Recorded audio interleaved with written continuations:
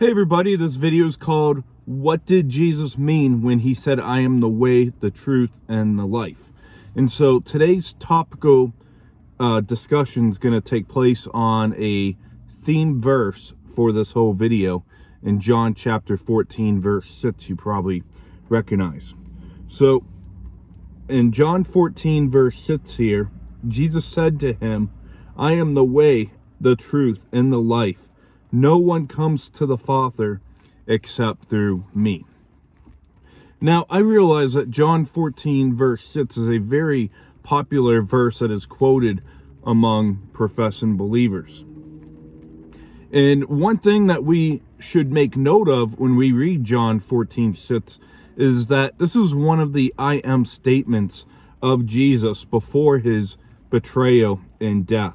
And I am, it was a statement claiming the deity of God as seen in Exodus chapter 3 verse 6. And I want to look at another place where Jesus claimed to be the I am. In John chapter 8 verse 58.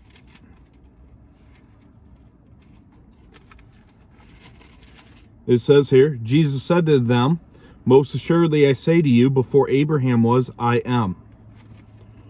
So Jesus, he knew he was pushing the buttons of the Pharisees by claiming the I am statements. They wanted to stone him as a result. And Jesus is equating himself to be God. And the Jewish people, they obviously caught on, as we see, as they wanted to stone him. And there's 3 points I want to break down in this one verse before we call it a day. And we quote it often, but oftentimes we don't think of the power of the words in the verse. So I'm going to read it another time, and I'm probably going to read it a few more times. In John 14:6 it says, Jesus said to him, I am the way, the truth, and the life. No one comes to the Father except through me. So Jesus, right off the bat in this verse where he's claiming his deity, he is claiming to be the way. And Jesus is distinguishing that there is no other way except through him. He is the only way to God the Father. And outside of Christ, there is no other path to heaven or way to the Father. Your good works ain't going to bring you good standing with God. Your church rituals ain't going to bring you into good standing with God. It is only by our faith placed on Christ and his good works. And I want to look at Acts chapter 4 verse 12. It was restated by another, Peter, that Jesus is the only way. And it says here, nor is there salvation in any other, for there is no other name under heaven given among men by which we must be saved. So Peter, years later, told the same. And now we're going to look at Jesus' other part of the verse in John 14:6. Read it once again. Jesus said to him, I am the way. Next thing he says, I am the truth. So Jesus claimed to be the truth. What did Jesus mean to be the truth? And Jesus is emphasizing that he is the only truth. He is the standard on what should be determined to be truth or not. It doesn't matter what the outside crowd says or what others have to say is truth. And Jesus is emphasizing that he is the only truth. And back in the book of Psalm 119 verse 142, it says that your law is the truth. And in the Sermon on the Mount, when you go through Matthew chapter 5, we see that Jesus reminds several times in Matthew 5 several points of the law. And within that, we see that Jesus is really making himself equal with God. And Jesus is reminding his listeners that, he's making himself equal with the law of God as the authoritative standard of righteousness. And I want to look actually at Matthew 5:17. Just one verse out of the many that I could read.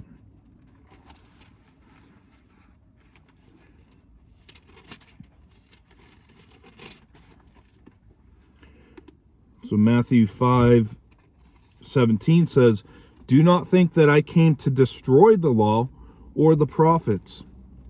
I did not come to destroy, but to fulfill." So Jesus said that he would fulfill the law and the prophets. And I want to look at John chapter 1, verse 1.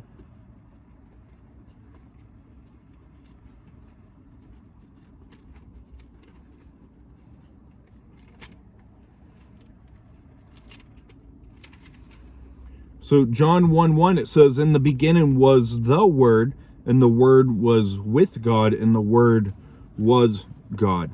So in a short breakdown, Jesus is the incarnate Word of God. Jesus is the source of all truth. And lastly, one more time, we're going to look at John 14:6. And so we've covered what Jesus said. Jesus said to him, "I am the way." Jesus also said, "I am the truth." And then Jesus is also claiming to be the life. And some people might be like, how can he claim to be the life when he died? Well,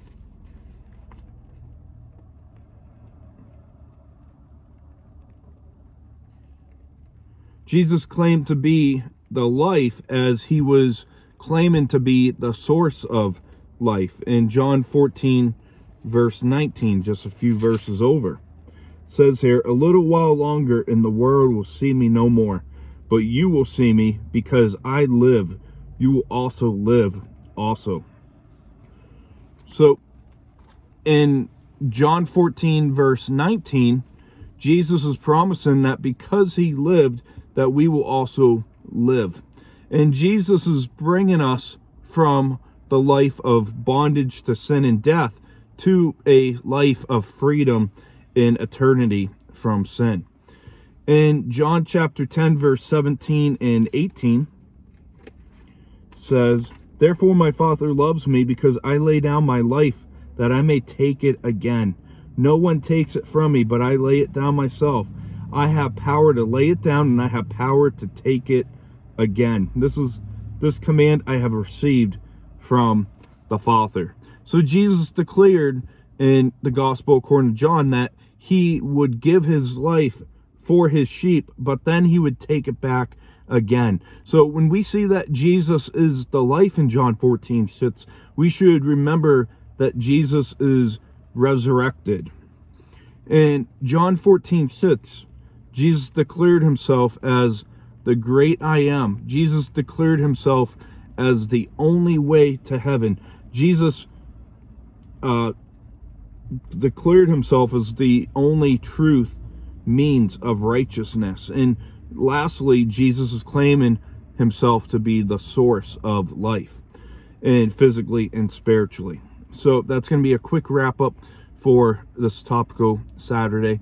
I hope you have a great rest of your weekend. We'll see you back away from the genealogies for the most part, where we're going to be looking next at the death of Saul on either Monday or Tuesday probably. So we'll get back to you when the next video will be up, but I hope you have a great rest of your weekend. God bless.